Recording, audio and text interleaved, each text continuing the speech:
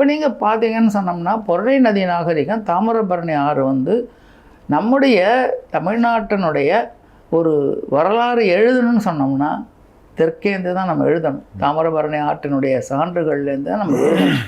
So அந்த மாதிரி இருக்கிற போது ஆதிச்சநல்லூர் ரொம்ப ஒரு முக்கியம். ஆனால் ஆதிச்சநல்லூரில் பார்த்தீங்கன்னா எல்லாமே முதுமக்கள் தாழிகள் நிறையா கிடைச்சிருக்கு. அதில் வந்து மனிதர்களுடைய இது இருக்குது.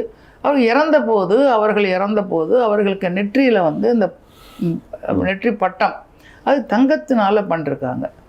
ஸோ தங்கத்தை வந்து அந்த ஓர்ன்னு சொல்லுவாங்க, இந்த அதான் தாது பொருள், அதை பிரிக்கணும். அதுலேருந்து இரும்பாக கூட இருந்தால் கூட அதை பிரிக்கணும். அயன், அதை ஹெமடைட்டுன்னு சொல்லுவாங்க. ஸோ அப்போ அந்த அளவுக்கு அவங்களுக்கு நாலேஜ் இருந்திருக்கு. இப்போ இத்தனை சென்டிகிரேட்டில் இப்போ வந்து நீங்கள் வந்து சாதாரணமான ஒரு இதுன்னு வச்சுக்கோங்களேன், அந்த உருக்கணும்னா அந்த சென்டிகிரேட்டில் வந்து அது உருகும் இல்லையா, ஹெமடைட் இரும்பை பிரிக்கணும். அப்போ அவன் வந்து அந்த அளவுக்கு அவங்களுக்கு வந்து சயின்டிஃபிக் நாலேஜ் அங்கே இருந்திருக்கிறதுனால தான் இவ்வளவு பொருட்கள் அங்கே செஞ்சுருக்குறாங்க. இரும்பு, வெங்கலம் எல்லாமே அந்த. ஸோ மெட்டலர்ஜியில் ரொம்ப ஒரு தனித்திறமை வாய்ந்தவர்களாக இருந்திருக்கிறாங்க. அதே நேரத்தில் அவர்கள் இறந்தவர்களை புதைத்த போது கிடைத்த பகுதி தான் நம்ம பண்ணியிருக்கிறோம் இப்போ. அதாவது அது வந்து பரியல் சைட்டுன்னு சொல்லுவாங்க.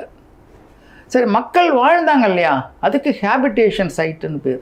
மக்கள் அதையும் இப்போ பண்ணியிருக்கிறாங்க. ஆதிச்சநல்லூரில் பார்த்தீங்கன்னா அங்கே வந்து அந்த இப்போ வந்து பைப்ஸ் தண்ணியில் வந்து தண்ணி வர்றதுக்கு, தாமிரபரணி ஆற்றிலேருந்து தண்ணி வர்றதுக்கு, அந்த வீடுகள்லேருந்து போகிறதுக்கு வாட்டர் பைப்ஸ், டெரக்கோட்டா களிமண்ணில் சுட்ட களிமண் இது பைப்புகள், அதாவது அந்த குழாய்கள்லாம் கிடச்சிருக்கு.